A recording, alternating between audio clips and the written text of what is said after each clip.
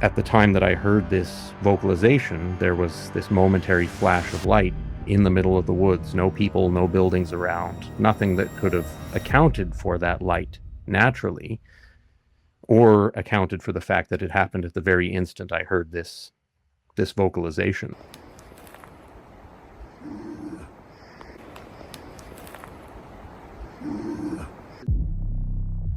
Something big is spooking residents. Multiple people have claimed to see a large furry animal trudging through the woods. I literally could see him from all the way over here. I started hearing it. It was very large, and it was running so fast. Of sorts for campers in Taos County. The Sheriff's Office is sharing safety tips on social media to protect yourself from Bigfoot. I saw something out of the corner of my eye off the side of the road in a culvert. It's not like a bear, and it wasn't like a coyote. I've never seen anything like that. No details, big, like 10-foot foam, big figure. I freaked out, hit it in the leg. I don't think it registered what it was. What's the likelihood that there are big animals that have gone undetected by scientists and by trained observers? All right, everybody, welcome to the Bigfoot Underground. Got a super special guest. You guys have asked for him. I was able to get him here. I'm kind of shocked he did it myself, but here he is, Robert from Cabin in the Woods. How you doing, buddy? Doing great, Stacy. I'm glad to be here. Yes, sir. I'm super excited about this. Your channel, like when I looked at it, because everybody told me you got to check out Cabin in the Woods. You got to check out Cabin in the Woods. And I thought they were talking about that horror movie at first, to be honest. I was like, I seen it. It sucks. Quit, and then somebody's like, no, dude, it's a Bigfoot show on YouTube. And as I was binging your channel, your first videos are like gardening or something like that, right? So how did your channel go from what it was? Because there was only a few videos. There wasn't many of those. But then it goes into Bigfoot.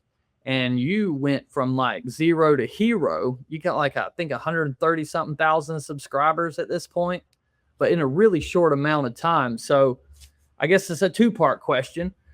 What made you switch? And then on top of that, how did it grow so quick? Yeah, well, those are great questions. Thank you for asking them. I'm an open book as far as my channel and how it started versus how it got to what it is today, which frankly is still a surprise to me as far as the growth, but I'll get to the growth side in a minute. As far as the switch, yes, I've had the Cabin in the Woods channel for, let's see, a little over 3 years now, and when I started it, it was nothing to do with Bigfoot. Bigfoot wasn't on my radar. I had a casual interest in mysterious type topics like that. I'm not going to say I was a completely anti-Bigfoot person. I've always loved mystery, but as far as doing any sort of, video content along those lines, wasn't in the plan whatsoever. The original purpose of the channel was to basically vlog our life, my wife and daughter and myself, here in the rural portion of Northern Ontario, Canada, where we live and where I built the house where I am right now with my own hands, and the various jobs and challenges and triumphs of that life. That was the point of the channel, how to burn anthracite coal in our little coal stove that we have to keep warm here in the woods during the harsh Canadian winters, and the project of installing a Starlink internet dish here in the woods and all the challenges that came with that. That's what the channel was about. And I had no plans to have it be anything other than that. Some people have accused me over the last 18 months that I've been doing Bigfoot of switching to something that I thought had more viral potential. And honestly, I understand why they would think that, especially given the rather quick increase in audience size, but that really wasn't it. I actually did have some decent success as far as view counts and things, not on every video, but on certain videos. Prior to the Bigfoot switch, I had a series on, like I said, how we burn coal to heat our home here in the woods, and some of those got hundreds of thousands of views. So I wasn't really hurting for views, and I I mean, it wasn't anywhere near as popular as it is now, don't get me wrong, but I wasn't mainly trying to explode on YouTube or anything like that. I thought, yeah, it would be nice if this thing grows big enough to earn a living, but I was just trying to record our life here in the country in Ontario, Canada.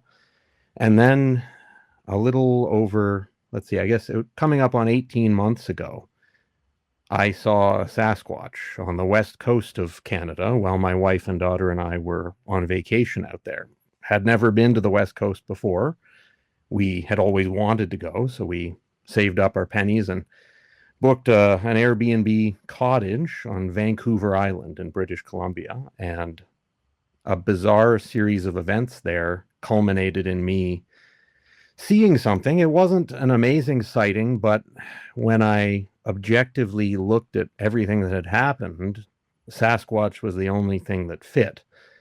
And I guess that sort of sparked in me this curiosity. Like I said, I've always been a curious person, but as soon as I admitted to myself what I had seen, I realized I had to learn more. I knew that I wouldn't be satisfied to just write it off, just shove it to the back burner of my memory. I've never been able to do that when something is, unexplained. And it was actually my therapist at the time who suggested that I sit down and just make a simple video on my channel telling and showing people what I saw, because I did get a few seconds of footage of it. It's not great footage, but you can see it.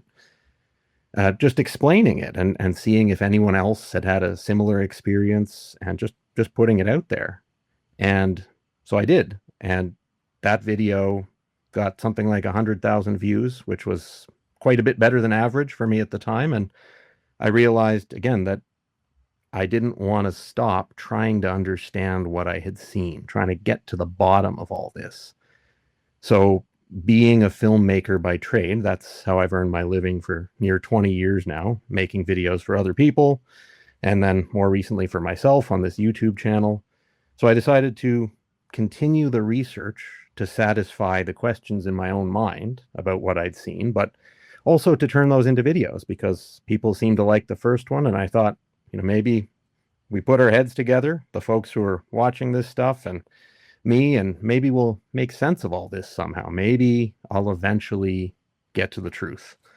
So that's what happened, and that's why I made the switch. And I haven't looked back since. And this rabbit hole doesn't show any signs of hitting bottom, but I'm not quitting either. So, well, we're glad you did, man. And that's cool. So let me ask you about your encounter. When you saw it, now skeptics that I've met, my dad mainly, in the moment, and not saying that you were a skeptic, but you didn't believe in Bigfoot, I take it, right, at the time? Well, actually, I would say I didn't have a really firmly established opinion, but if someone had asked me point blank, I would say I probably did believe, because I knew that there were people, a lot of people, who'd claimed to see it, but I wasn't super strongly opinionated either way. That would probably be the most accurate way to put it. Oh, gotcha. Well, so did you, because most people will try to talk themselves out of what they just saw. Mm-hmm.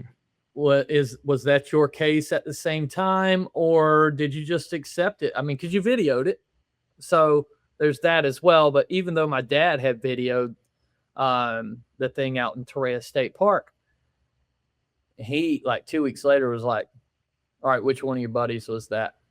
And I'm like, dude, I don't have nobody that I'm friends with that's running through the woods naked midnight on a Tuesday, with no flashlight, 1.5 miles in the woods. I mean, I got friends, but I ain't got friends like that. But, right. So did you have a moment where you were trying to talk yourself out of it? Like, nah, this can't be a Bigfoot. This has to be something else.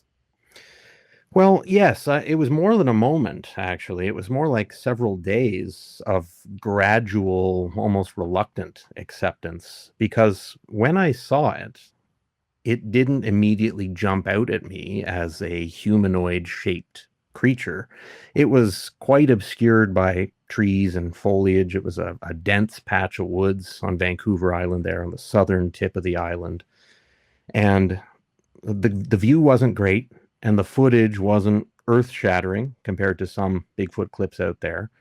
And more than anything, it kind of looked to me like a like a big root ball, like when a tree tips over and pulls up a bunch of dirt and roots with it and just forms a kind of a dark shape.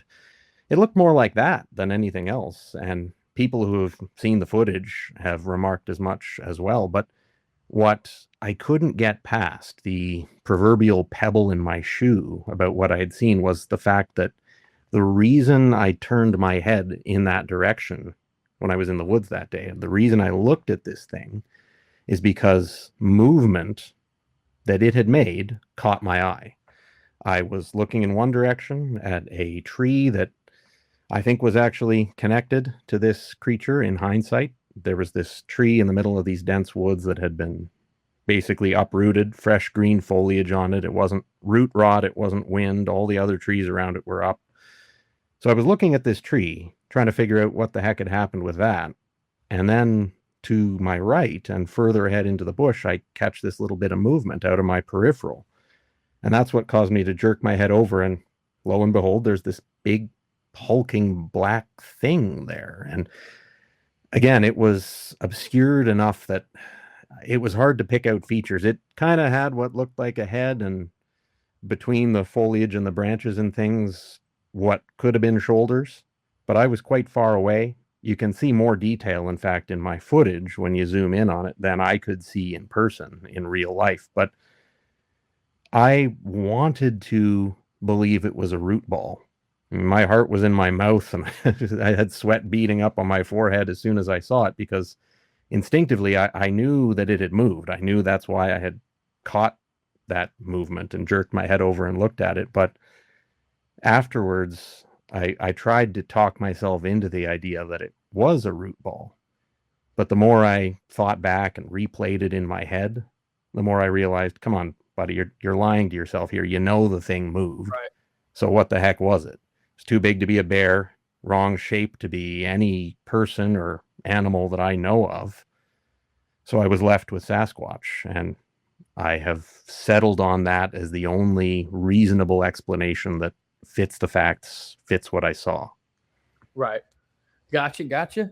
Okay, I guess my next question. I have a lot of doubt myself on the Patterson-Gimlin film's authenticity. Okay. From the look of the footage, it looks great. You know what I mean? It moves great. I don't have no qualms there. It's the timeline, you know, where how they filmed it on a Friday, mailed it Friday night, drove it to Seattle, got it developed when the Kodak place was closed, and then had all this time to screen it by Sunday. It's a tight window, but I don't know if it's a possible window. Where do you stand on the PG film? Well, I've come to the conclusion that it's authentic. I'm aware of the timeline discrepancy that you mentioned, and I agree that does strike me as suspicious as well. But when I weigh that against the details of the footage itself, in terms of what we can see of the creature, particularly in enhanced versions, and what we know about the footprint morphology, the footprints that were cast shortly afterwards, certain details like muscle movement on certain portions of the creature, the best height estimates that we have, which, as Bill Munns and I have discussed, and I'm pretty sure you have as well, is not something that has been firmly established. There are some discrepancies in the estimates there as far as height, but the height, the footprints, the movement, the fact that the guy who claimed he was wearing the suit and the other guy who claimed he made the suit couldn't come up with anything nearly as realistic, as lifelike. All of these things put together convince me that it is the real deal, despite the circumstances that do legitimately lead to some questions. Mm-hmm. When I look at the details of the footage, and I try to do so as objectively as possible, I have to think it's real because of how real it appears to be in all of those details. Right. Yeah. You know, I don't know whether Bob Hieronymus studied the footage. He didn't strike me as a very smart man. I mean, not a dumb man, you know what I'm saying, but not somebody that would sit down and analyze and pick up.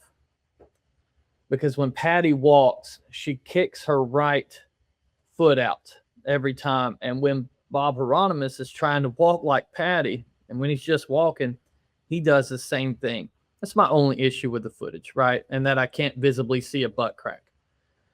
Other than that, the footage looks good. It's my problems, like I said, they lie more in the timeline and the people that were involved, you know. But I've had dinner with Bob Gimlin. You know, been in his house a few times, hung out with him. Great guy. He actually, funny story, was hitting on my wife during that dinner, and Russell LaCord's wife at the time. So He's still got it. yeah, me and Russell just ended up talking to ourselves. I was like, okay, I guess he's going to entertain the women. But it's just the timelines. I have the questions, you know, and I hope it's real, because if it's not and that ever comes out, I think it'd be a big blow to Bigfoot, the ball moving forward. You know what I mean? Oh, I agree. And I'll be the first to admit that, like you, I also hope it's real. I hope I'm right on this, but it would also be unfair and intellectually dishonest of me to not put forward, probably in a video, any evidence that may come forward in the future that contradicts that. As best I can tell now, filtering through all the points for and against authenticity in the footage itself and the surrounding circumstances, and there are certainly substantial points on both sides of that balance sheet. For now, for me, it weighs heavier on the side of authenticity, but future evidence may change that balance. Absolutely. And I think as researchers, we need to make sure we stay open to that possibility, the possibility of being wrong about what we hope is true. Right. Well, so there's another big kind of taboo issue in the Bigfoot community. They're all divided about this. Mm-hmm. And it's kill or no kill. Where do you stand on that? You know, because in my opinion, I don't want to kill nothing. I really don't want to kill anything as intelligent as that. But at the same time, I understand it. So where are your thoughts on that? Well, like you, I'm firmly in the no-kill camp. And there are a few reasons for that. First of all of the research I've done, not just turning over other people's findings from the past either, but the experiences I've had, the initial encounter that set me down this rabbit trail, and future encounters, although no sighting was quite as good as that. I did have one other sighting, but we can talk about that later.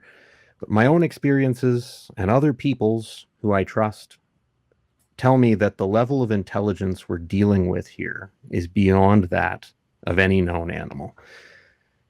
And coupled with the multitude of eyewitness accounts, including hunters who in many cases claim to have had these things in their sights while out hunting, and I don't think all of those guys are lying, but they often say the same thing, that they couldn't pull the trigger because they thought they were looking at some kind of a man. All of my research looking into ancient history, religious antiquity, indigenous oral tradition, and modern accounts indicates to me that we're dealing with some kind of a person. Not a Homo sapien, but some kind of a non-human person. And it's just not morally okay to contemplate bagging a specimen when we're dealing with a person.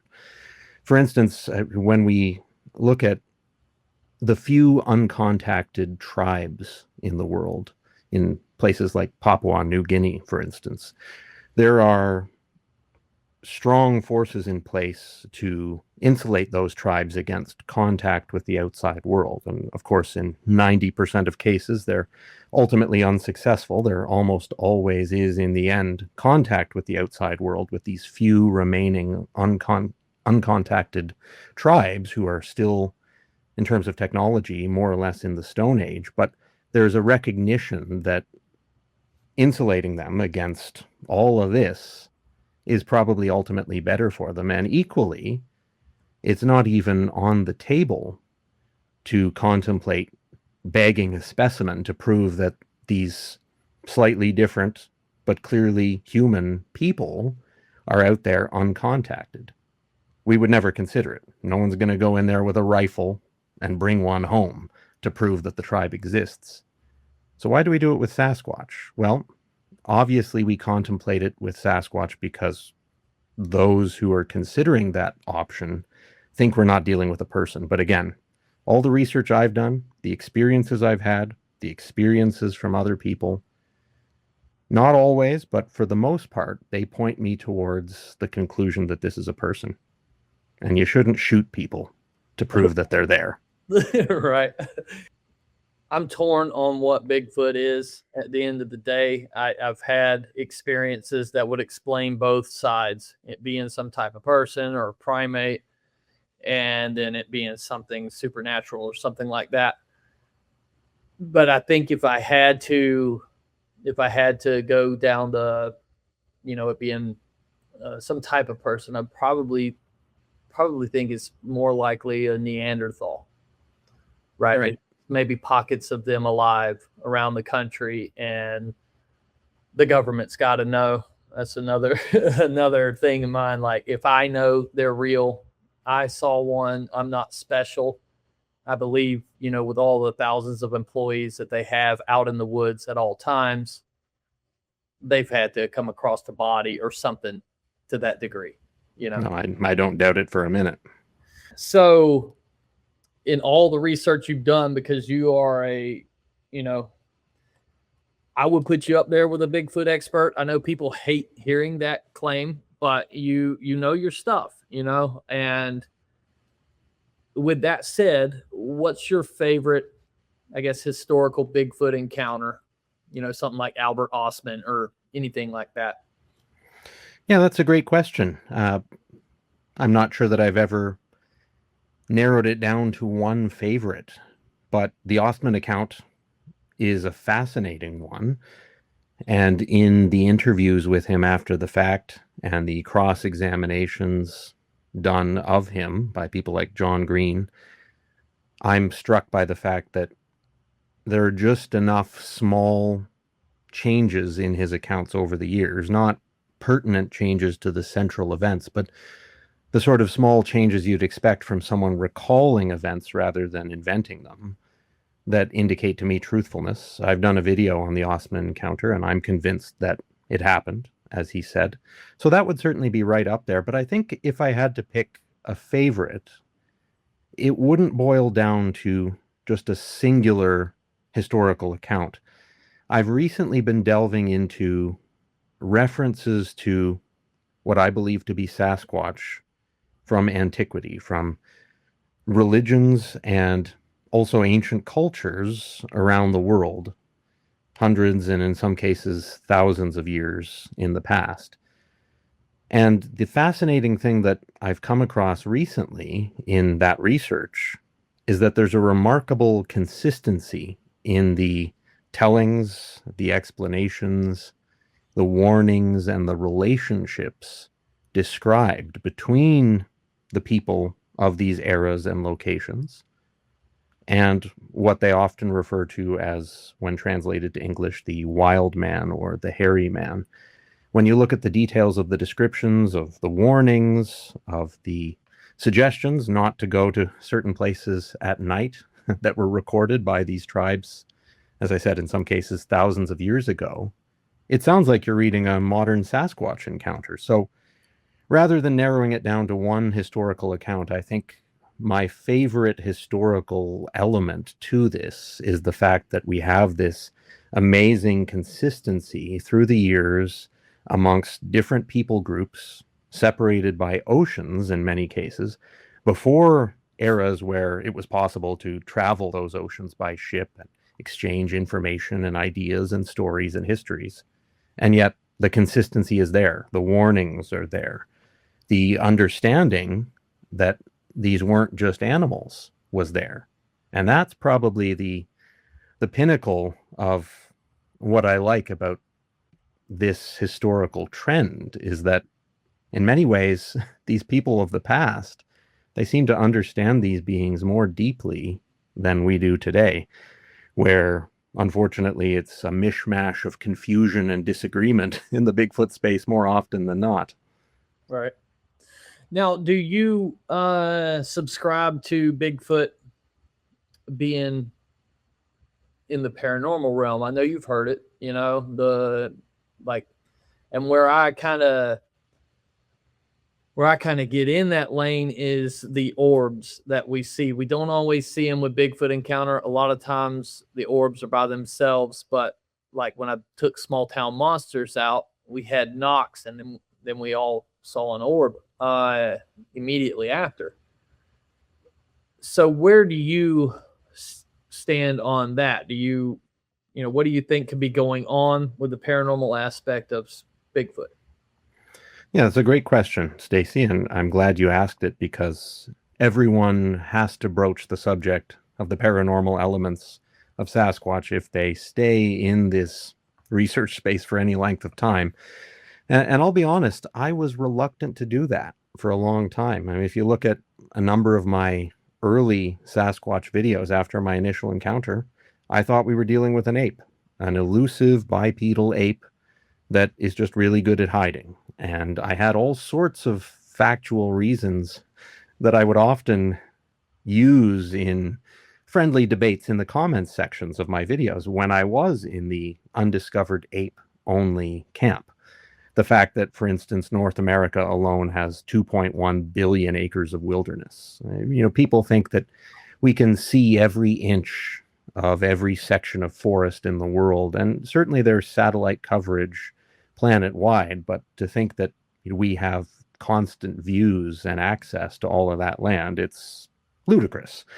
So I thought, geographically, it's quite possible that we're just dealing with an extra smart bipedal ape that's good at hiding, and that the government is likely working to suppress knowledge of.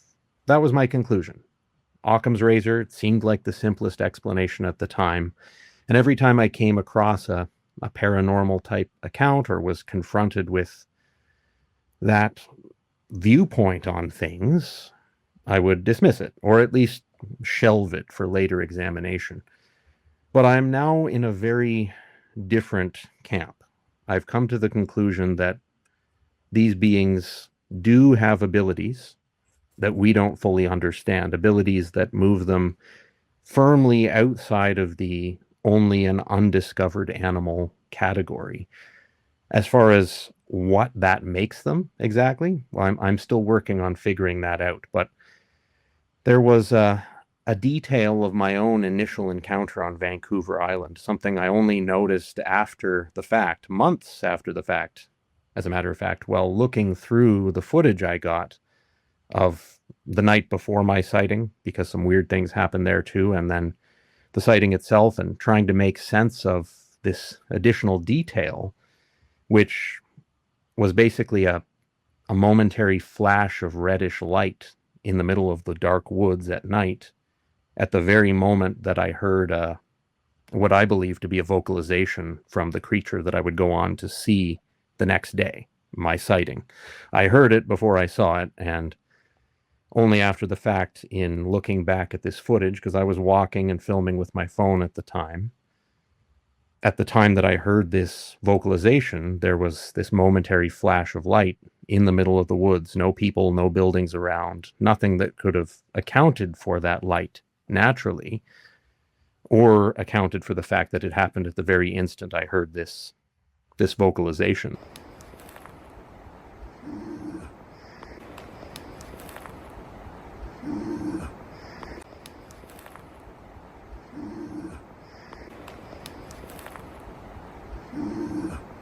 So that was the catalyst that opened my mind to the paranormal aspects of this that people report so often not being utter hogwash.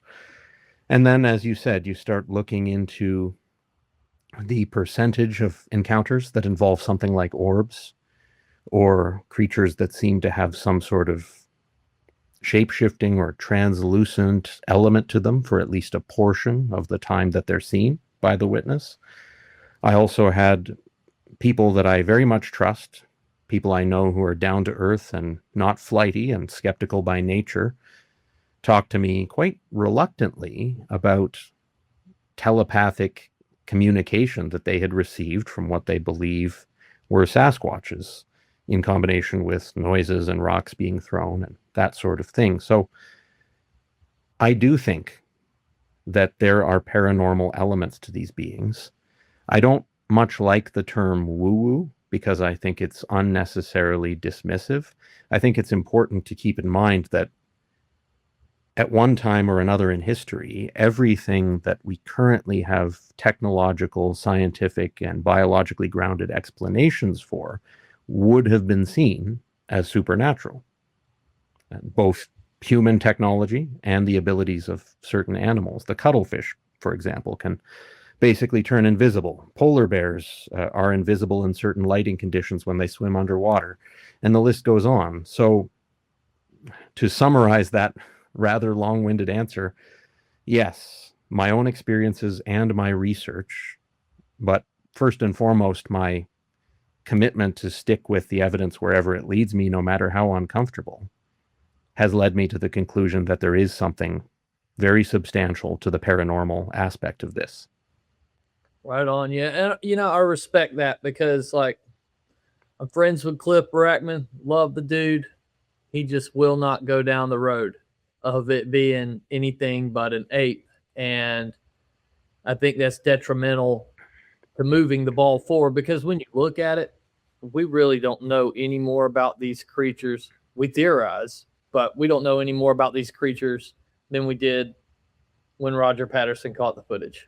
100%. And that's one of the most frustrating things about this. I think that true open-mindedness is pretty rare. And I'm not saying that I'm even 100% there myself yet. I think it's a process to constantly challenge yourself. And it's not about believing everything you hear, but it's about being at least open to weighing and testing everything you hear, particularly things that you hear from multiple people over many years that are consistent with each other, which individually invented fiction usually is not. I think it's about being open to weigh and test those things and even possibly to conclude against some of these claims. It's important to know when to conclude against something, but if we're not even willing to open a box, we can't expect to gain any additional knowledge beyond what we have now, or like you said, what we had 60 years ago when Patterson and Gimlin did their thing. Right. Okay, I got a few members' questions. Sure. So, and we may have talked about some of this stuff. Okay, but we'll go to Christina first. She says, I saw the episode where you went on an expedition with Todd Standing. Mm-hmm. I won't necessarily ask him if he believes all of Todd's results, work, etc. I would just like to know what he really experienced and what his takeaway was.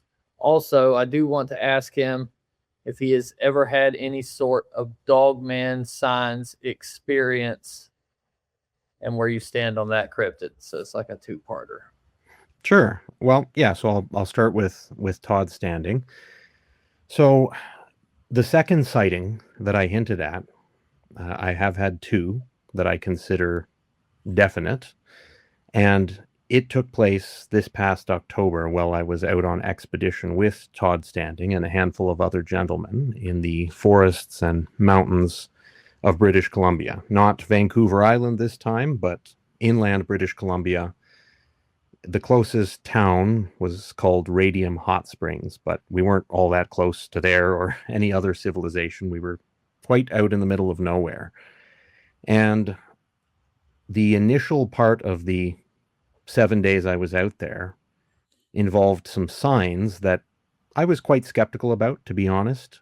I eventually came to the conclusion that there was something to them. Things like tree breaks and footprints that weren't especially clear. But when I had this sighting, it became a lot harder for me to dismiss the other evidence I'd seen up until that point. So as far as the sighting, what I experienced, I was actually the only one to see it. And I hate telling that part of the story because it immediately and rightly opens the door to some serious skepticism. And I had to ask myself for a long time, did I really see what I saw, because the only corroboration from anyone else on that expedition I had was from a gentleman named John, who I became good friends with.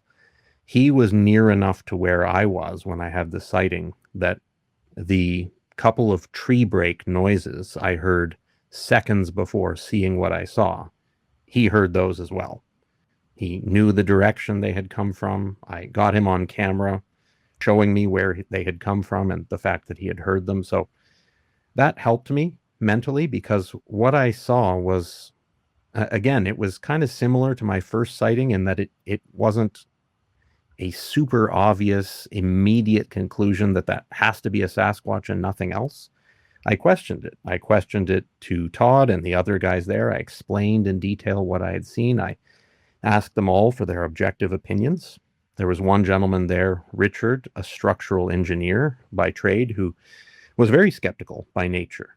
And I really valued his opinion for that reason, because it's important to have someone like that around on these expeditions, not someone who's just going to point and say, everything's Bigfoot. But as far as what I saw, I was in a thick section of forest with these other gentlemen. I had taken a walk away from the group of them down a gentle hill. It was a forest that was about half composed of living trees and half of it was deadfall. Big, thick, heavy deadfall. Lots of logs around, probably from flooding in the past. The ground was a little marshy, but it was walkable, although progress was really slow. You couldn't take any step without having to step over 2 or 3 logs at least. So it took me a while to walk just a few hundred meters away from these other guys. And I just kind of felt led to do that. It's not like mind speak or anything. I'm not going to claim that I heard a voice in my head. I didn't. I just thought, I kind of want to take a walk over there. Didn't really have any reason beyond it, just struck my fancy at the time. So I did that and sat on a log when I felt I'd picked my way over these bits of deadfall for long enough. And nothing much happened for about 20 or 25 minutes. I just sat there, just reflecting, thinking about what I thought about the evidence we'd seen up until that point in the expedition. And if I'm honest, I was a little disappointed that we'd just come across broken trees and potential footprints that, again, weren't extremely clear and not much else. And they were interesting, but, they weren't earth-shattering. And what I saw next wasn't exactly earth-shattering either. It's not like the Sasquatch came to solve the problem that I was thinking about. Again, it was something that I had to question, but it was a fast-moving brown shape that maybe 80 yards ahead of me streaked across my field of vision in less than 2 seconds, crossing an enormous distance incredibly quickly. It was preceded by 2 loud, distinct tree knocks. When I heard those, I got excited. My heart started pounding like crazy, and I attempted to thread this little telephoto lens I had bought onto my phone. This phone, in fact, I got a special case for it that can take lenses. You can thread a telephoto lens right onto the phone. All right. So I wish so much I hadn't bothered to try that, because that couple of seconds that I was fumbling with this lens cost me any meaningful footage of this thing. But I heard these sounds, started struggling with the lens, thinking it might be something. And then this thing streaked across the forest. And it's not like I got a great view. It was moving so fast that all I saw was basically a brown blur. It was roughly the shade of a deer or an elk, possibly, like a tannish brown, which certainly wasn't what I was expecting for a Sasquatch. If I saw one, I figured it would be, dark colored, like the one I'd seen in Vancouver Island, like Paddy, like a lot of eyewitnesses described. But this thing was light. It was like a tan brown. But I couldn't see any detail because it was moving so quickly. Again, it was just a blur.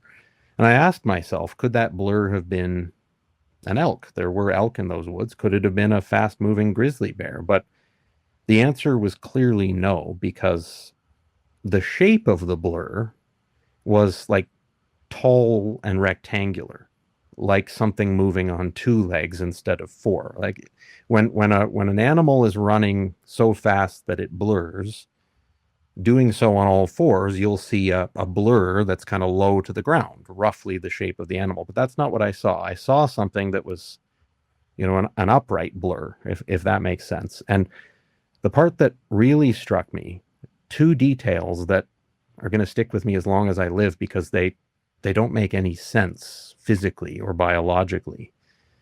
And this is the part that I'm always a little reluctant to tell, because it kind of makes me look insane, to be honest with you. But the movement of this thing, this brown blur, was perfectly horizontal.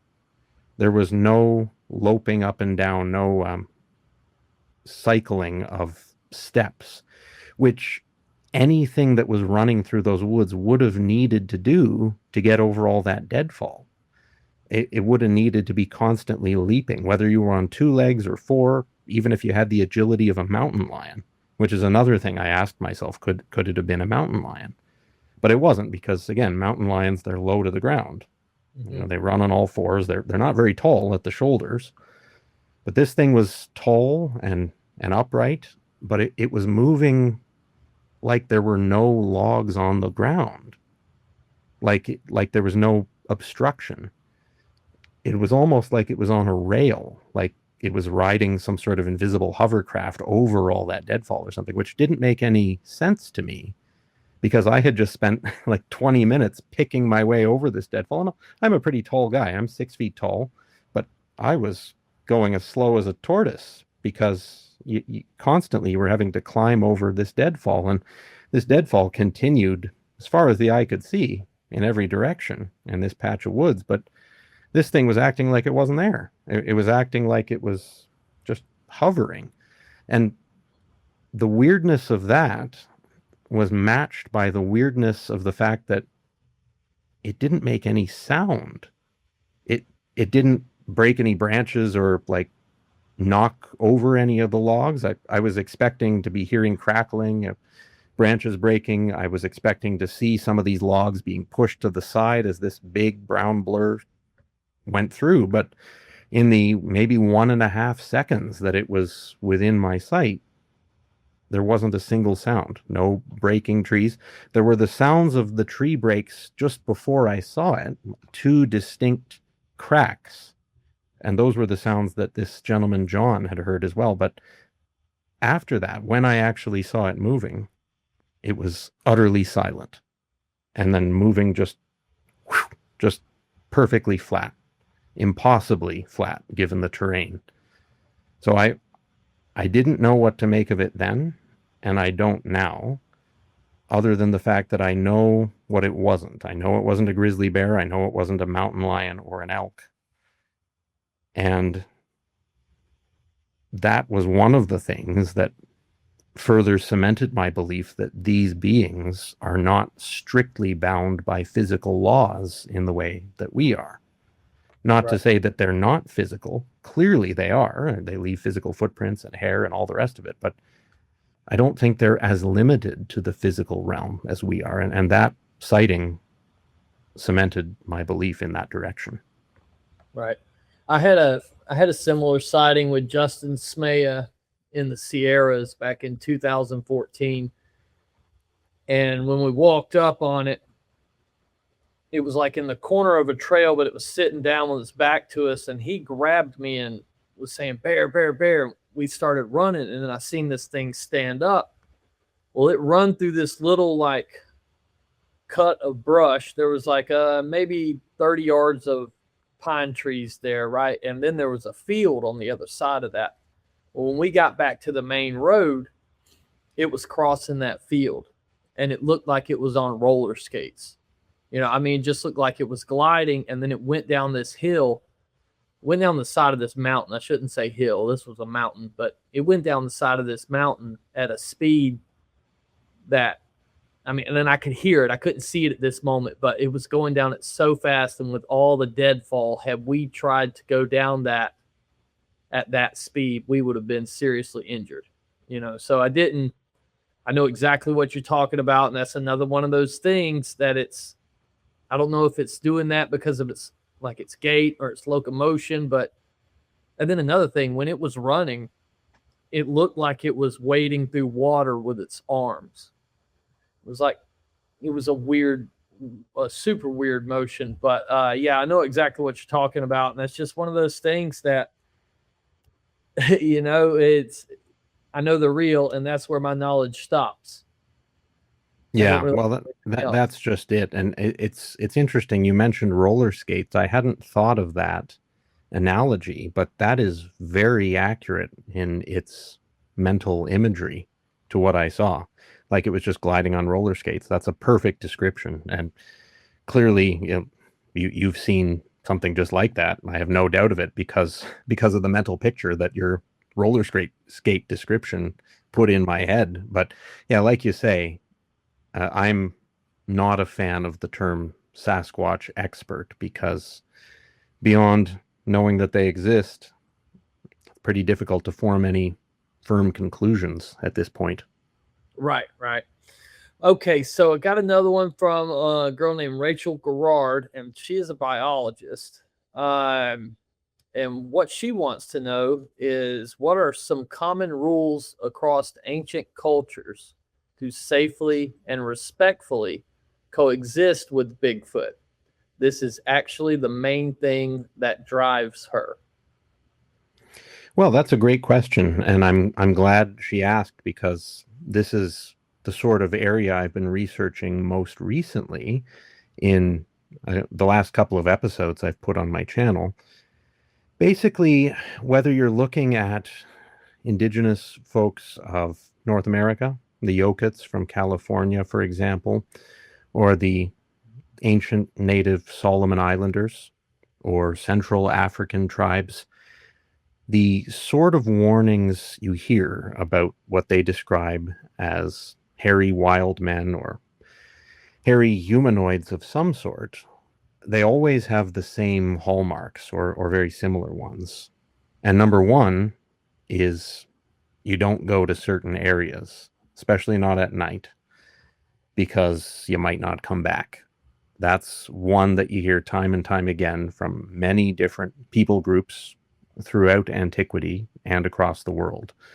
It's almost like someone hit copy and paste, honestly, when you read through some of these historical beliefs as they were documented in various ways, whether it's a cave painting in California or carving, a stone carving of the being they call the Sisamite in South America.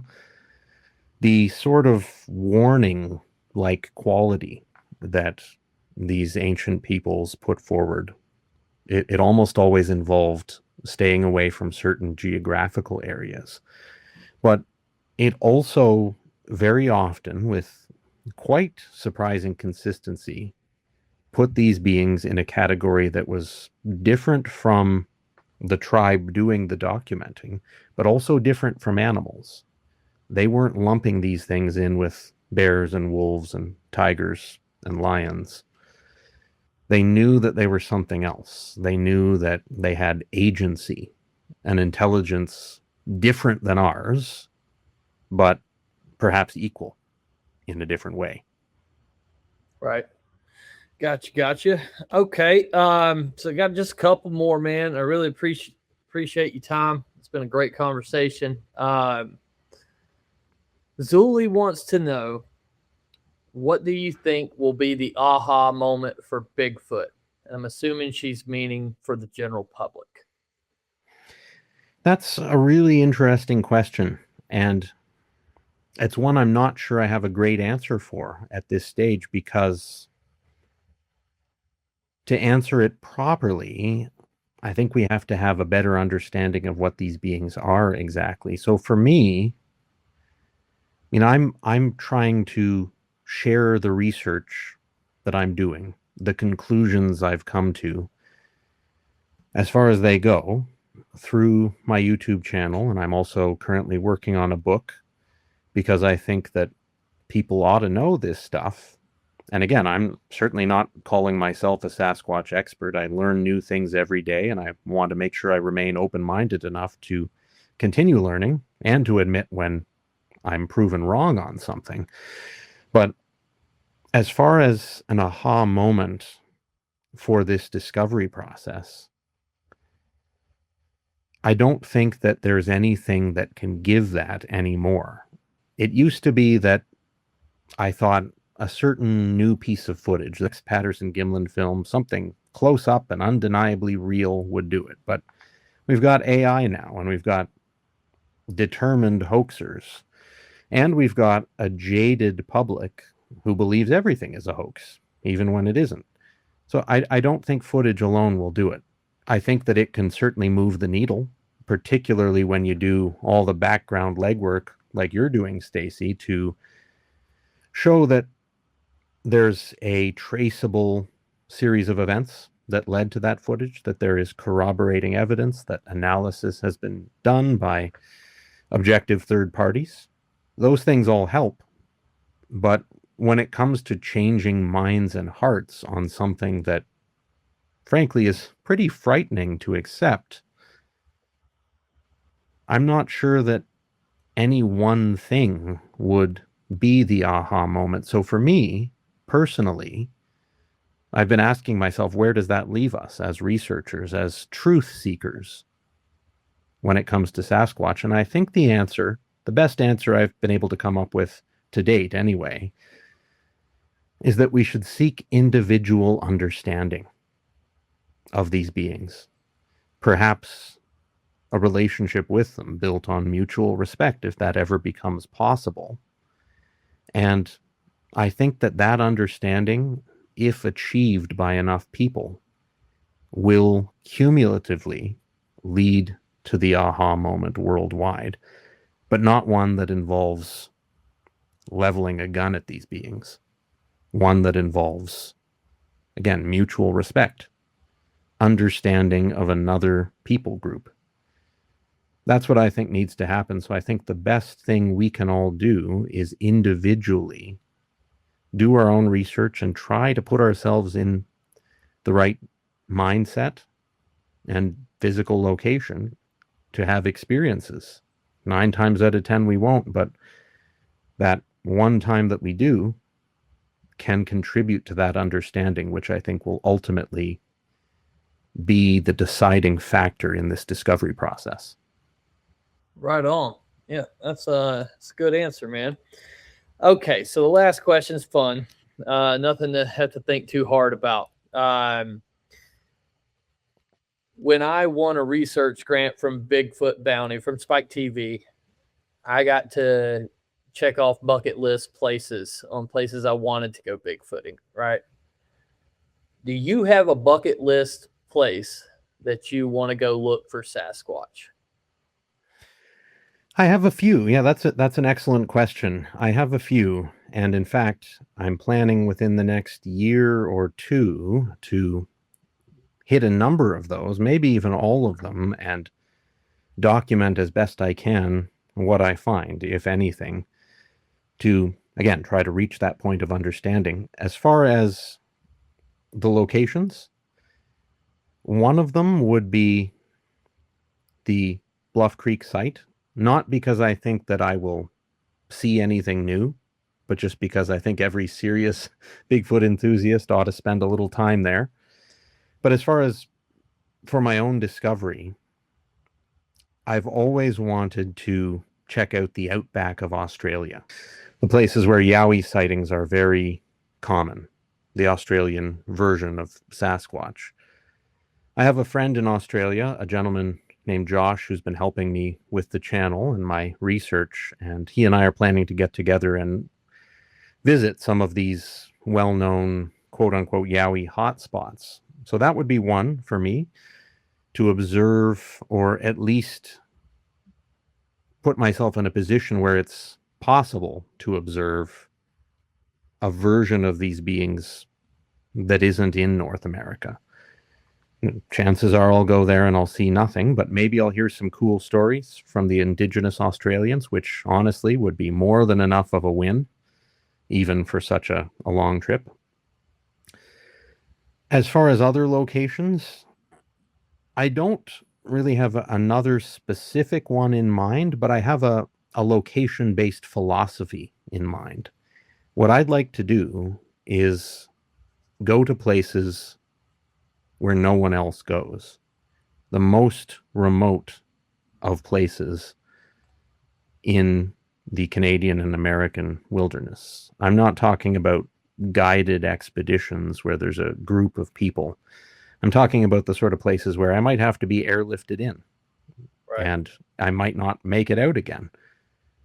That would be my ultimate dream, to go to somewhere where, if these beings are congregating anywhere, it would be there, because it's just so absurdly far from civilization, so ridiculously outside of human contact.